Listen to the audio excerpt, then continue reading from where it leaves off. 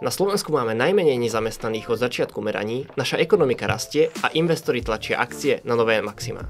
Vitajte pri druhom dieli investičných rečí z Portu. S Marekom Malinom, analytikom Portu, sa pozrieme na dianie na Slovensku a povieme si, čo hýbe svetovými akciovými trhmi.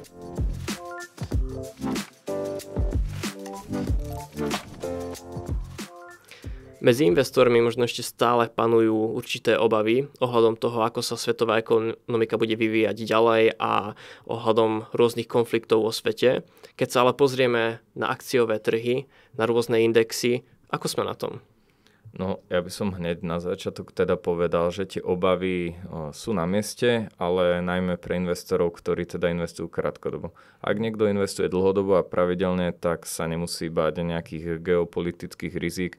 Tých sme tu mali za posledné dekády stovky a akciové trhy sa vždy zo všetko spamätali a prekonali nové maximum a rovnako to je aj teraz. Akciové trhy sú v bičom móde a prekonávajú rekordy. Napríklad len tento týždeň technologický Nasdaq Composite index vzrastol na nové maximum, prekonal 17 000 bodov. Podporila ho najmä teda Nvidia, jej finančné výsledky, ktoré opäť prekonali všetky očakávania analytikov a vlastne podporili to, že tú tézu, že dopyt po umelej inteligencii je obrovský, takže naozaj veľmi pozitívna nálada. Zároveň ale teda tú dobrú náladu podporujú aj makroekonomické údaje. Globálna ekonomika by mala zrýchliť, pozitívne správy prichádzajú najmä z nášho starého kontinentu, z Európy. Nemecká ekonomika sa zotavuje, ale aj Francúzsko, Taliansko, južné krajiny prekvapivo silno ťahajú, rastie tu index nákupných manažérov PMI, spotrebiteľská dôvera rastie, zároveň sa blíži znižovanie úrokových sadzieb, takisto v USA už sa blíži znižovanie sadzieb, to príde v septembri alebo v oktobri, čiže veľa pozitívnych údajov a to vlastne vytvára tlak na rast cien akcií. Ako som spomínal, teda tie prekonávajú maxima, nie je to však iba o akciách. V posledných 2 rokoch, najmä v tomto, sa darí veľmi dobre aj drahínkovom. Zlato vystúpilo tiež na historický rekord, prekonalo hodnotu $1400 za trojskú uncu. Striebro vystúpilo na 12-ročné maximum. Takisto meď vystúpila už tento rok o viac ako 30%. Tu zase poháňajú nejaké špekulácie investorov, že dopyt po medi bude rásť v dôsledku rozmachu umelej inteligencie a obnoviteľnej energie. Takže povedal by som, že celkové finančné trhy sú naozaj vo veľmi bičom mode a uvidíme, či to bude takto pokračovať aj naďalej. Často sa zdá, že vlastne keď takto trh ako celok rastie, tak ani nie je nutné vyberať tie najlepšie firmy, ale človek môže investovať skoro do čohokoľvek a krátkodobo tá akcia môže rásť, ale na druhej strane to môže byť veľmi riskantná stratégia.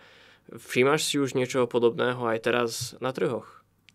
Áno, práve v dobe, kedy sa začne dariť ekonomike, tak sa začína dariť rôznym cyklickým odvetviam, môžeme spomenúť napríklad banky, priemysel, poisťovne, ako toho je viac, ale zároveň teda nejde iba o tie cyklické odvetvia, ale aj rôzne špekulatívne bubliny. Možno niekto by zaradil do tohto odvetvia aj kryptomeny, ale tak napríklad na akciách môžeme spomenúť tie tzv. Meme akcie, ktoré reprezentuje najmä GameStop a spoločnosť AMC Entertainment.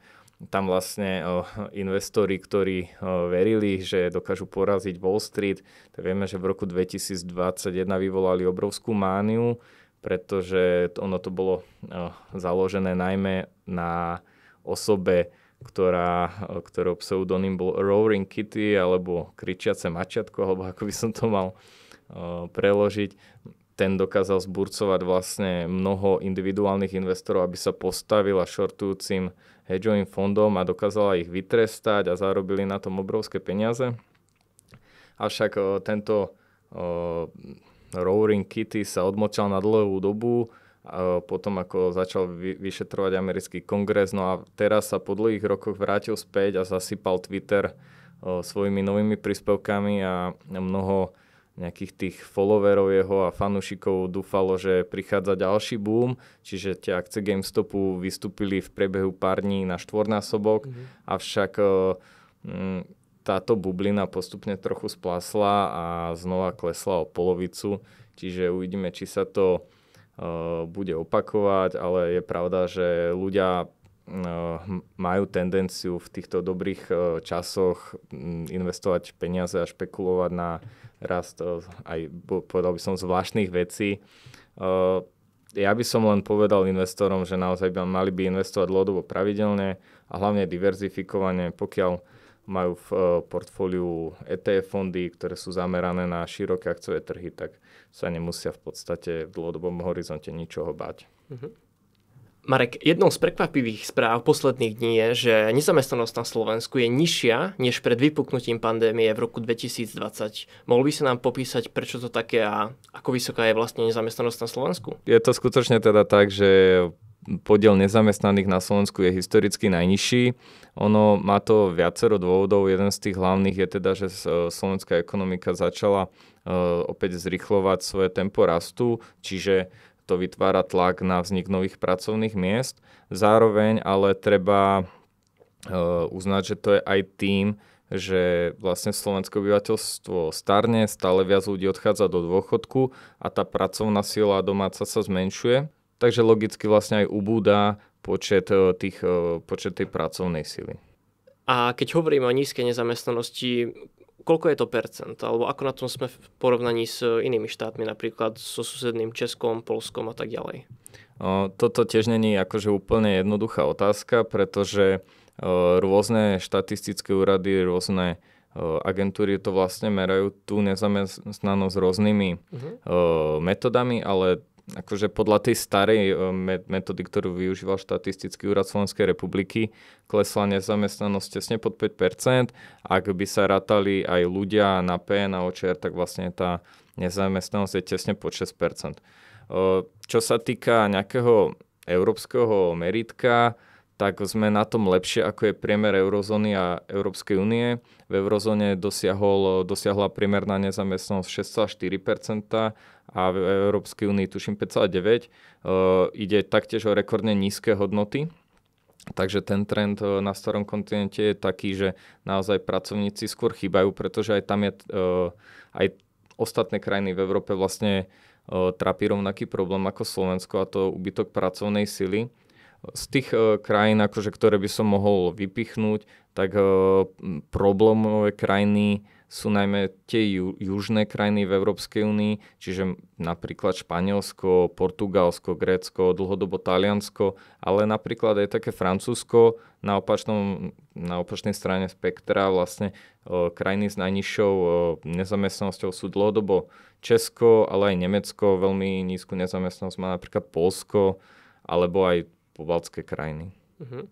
Ako tieto krajiny vlastne riešia nedostatok pracovníkov? Keď sa to tak vezme, že keď má štát nízku nezamestnanosť, tak to vnímame pozitívne, že tam všetko funguje. Na druhej strane potom ale firmy vlastne zápasia o tých uchádzačov. Mnohé vlády vlastne prichádzajú s iniciatívami, aby zvýšili pôrodnosť obyvateľstva toho domáceho, avšak my už sme tak trošku naučení, ako sú to relevantné dôkazy, že s rastom životnej úrovne klesá tá pôrodnosť a jednoducho tomu sa nevyhneme, nech sú dotácie pravdepodobne, aké môžu byť. No, takže krajinám nezostáva v podstate nič iné, ako zaplňať tú medzeru na trhu práce migráciou, čiže lákaním zahraničnej pracovnej sily.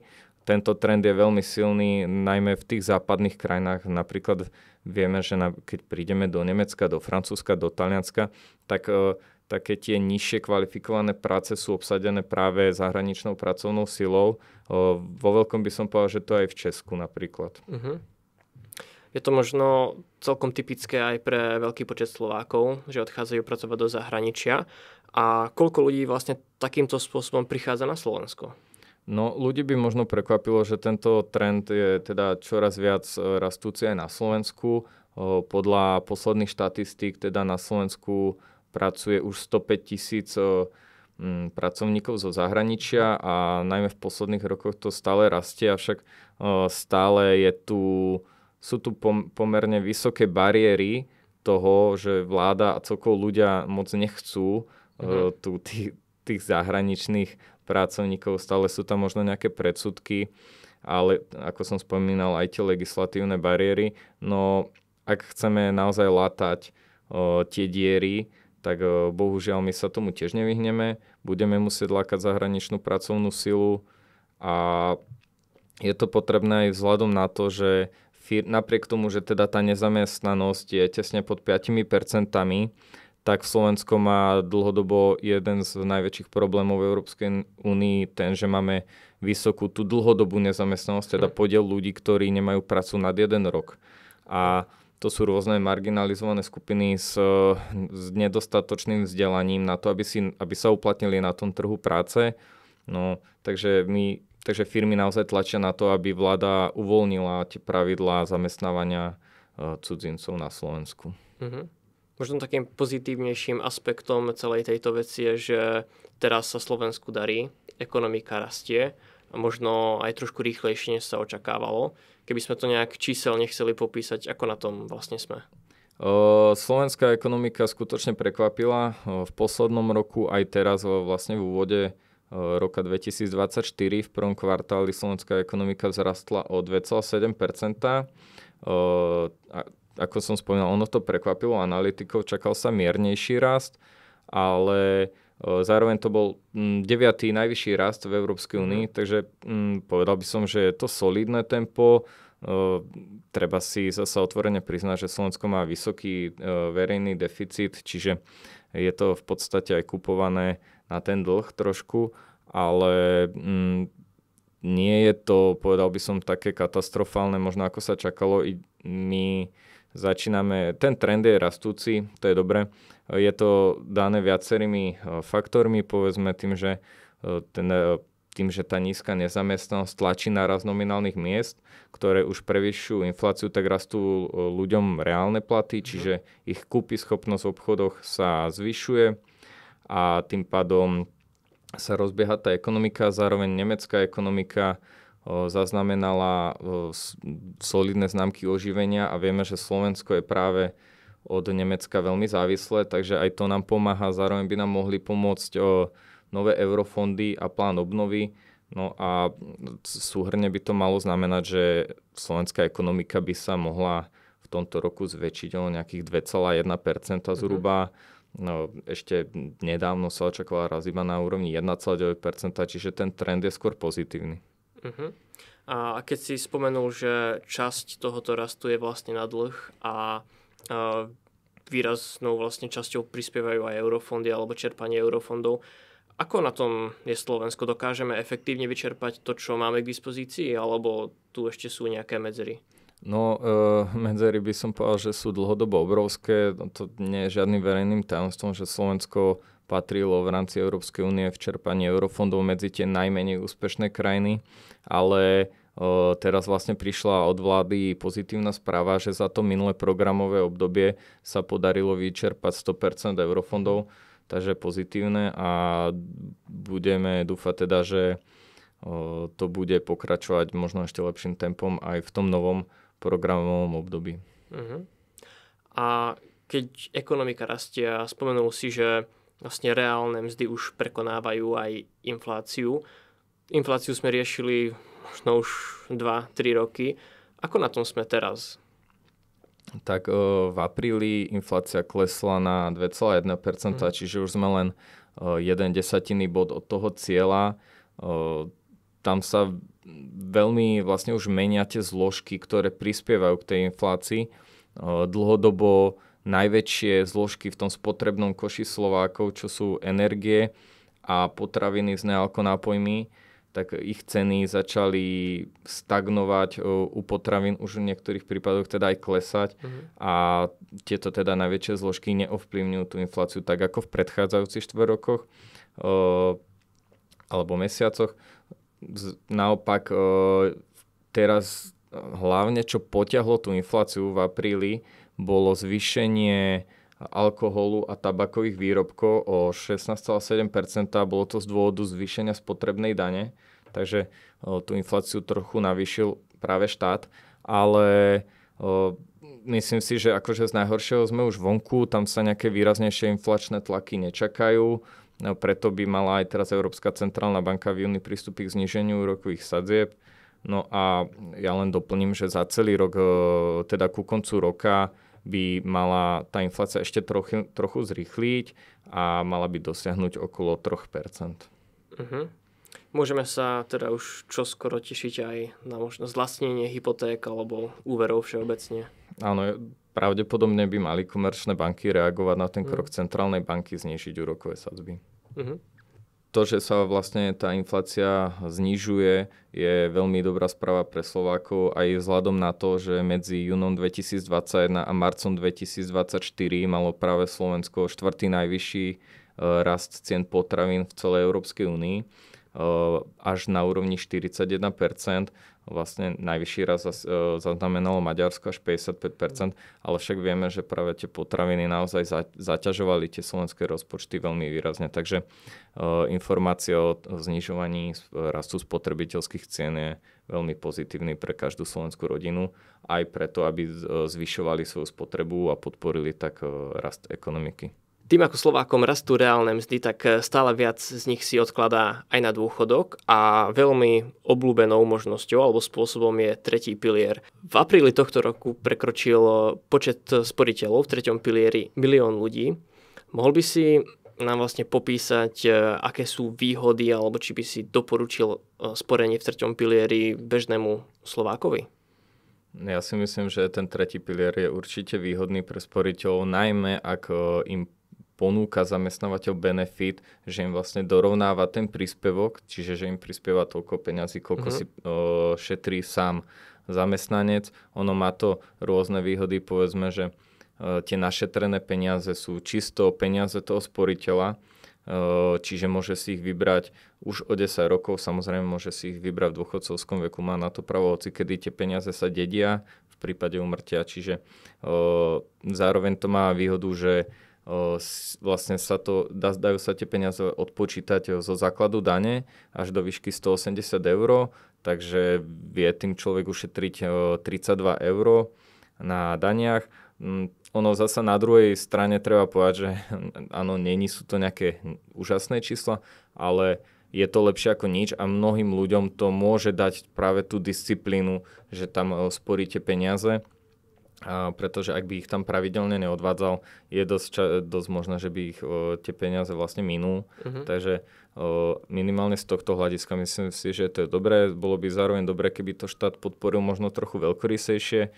To však už nie je otázka na mňa. Ale v prípade, že že zamestnávateľ neponúka ten benefit príspevkov do tretieho piliera, tak si myslím, že sú na trhu výhodnejšie ponuky, pretože minimálny poplatok, ktorý si pýtajú doplnkové dôchodcovské spoločnosti za vedenie toho tretieho piliera je 1,05% ročne.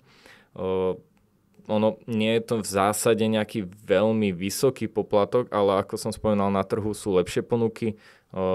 Môžem si myslím, že rovno spomenúť aj nás v Portu, pretože u nás sa dá investovať od 0,6%, zároveň ako sa investuje vo väčších objemoch, tak sa dá tento poplatok vlastne znižiť ešte na nižšie čísla. Takže hovorím, ak tam nie je ten benefit, tak si myslím, že ľudia môžu kľudne investovať cez nás, je to výhodnejšie, ale v zásade by som teda povedal, že áno, tretí pilier je tiež vhodná voľba. Práve tie príspevky zamestnávateľov sú asi tou najväčšou motiváciou, lebo keď sa pamätám správne, až 3/4 ľudí, ktorí využívajú tretí pilier, tak vlastne využívajú taktiež príspevky zamestnávateľa. Je to tak. Ďakujeme za pozornosť a budeme sa na vás tešiť pri ďalšom dieli.